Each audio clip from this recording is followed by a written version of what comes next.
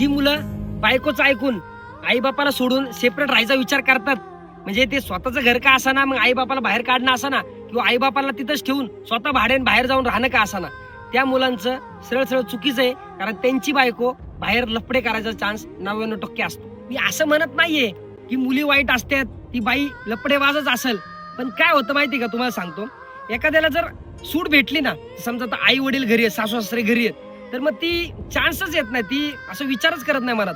पण जर समजा कोणच नाही घरी आणि बाहेर बघणं असेल, बाहेर कुठलंही वावरणं असेल, काम असेल, तर माणूस जरा थोडं लक्ष जातं, कोणच नाही ना घरी. मग ते मेंटॅलिटी तुम्हाला माहिती आहे, तुमच्या आजूबाजूला पण तुम्हाला दिसून आला असेल कधी. नवरा बायकोसाठी, मुलाबाळांसाठी बाहेर कामाला जातो, कष्ट करतो, आणि ती बायको घरी बसून लपडे करणार, म्हणजे नवऱ्याचे पैसे वापरणार, ऐशो आराम करणार, पण बाकीच्या गोष्टींसाठी तुम्हाला बाहेरचं का माणूस पाहिजे मला काही कळत नाही. आणि ज्या दिवशी त्या नवऱ्याला त्या बायकोचे लपडे कळतात, भांड होतात, पण तो नवरा त्या बायकोला सोडू शकत नाही. खूप सारे कारण असतात की परत त्याचं लग्न होत नाही.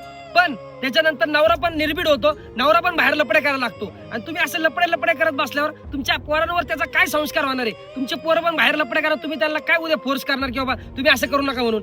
सगळी जनरेशन आता ह्याच्या पुढची तशीच होणार आहे, सगळी लपडेबाज होणार आहे. आणि याचं सगळ्यात मोठं रिझन आहे ही यंग जनरेशन. ही म्हणजे 99% मुलींचे बॉयफ्रेंड आहेत, मुलांचेही असतील, पण तुम्हाला सांगतो एकावर टिकणारे लोक आता नाहीयेत. त्यामुळे तुमचे लग्न झाले, अफेअर होणार, नवरा गेल्यावर तुम्ही लपडे करणार. ज्या बाईला लपडे करायचे ना, सासू सासरे घरी असले तरी लपडे करत. त्यामुळं वाचून राहा, नशीब असेल तर भेटल चांगली बायको, भेटल चांगला नवरा.